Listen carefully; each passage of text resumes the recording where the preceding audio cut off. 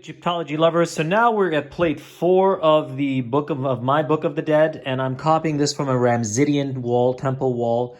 This is the section for Thoth, and what you have here is basically Thoth standing writing with Sheshat, his consort, and I'm basically sitting in a chair in my own throne, holding a papyrus scroll and life in my hand.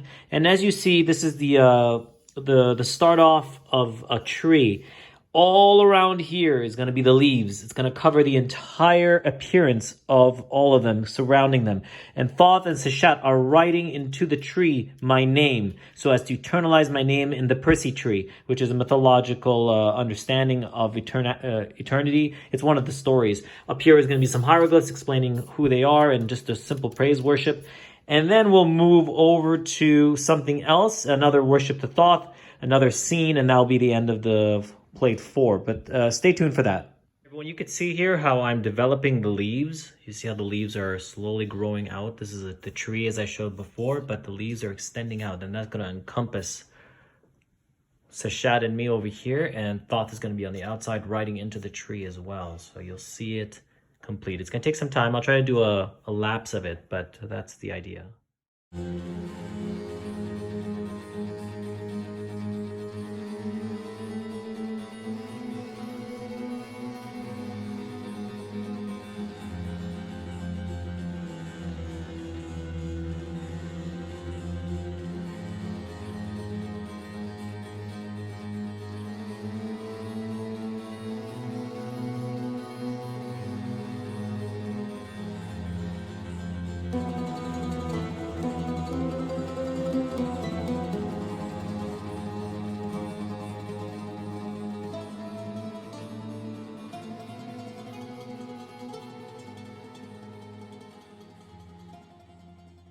Hey everyone, so now you can see the Persea Tree is complete. You have, of course, me sitting down on my throne, and I'm holding my papyrus with my own symbol for life. Here's Sheshat, which is the goddess of writing, and she is basically the consort of Thoth, who is the god of writing and knowledge. And she is writing into the Persea Tree. You can see both of them are writing. What they're writing is into the Persea fruit.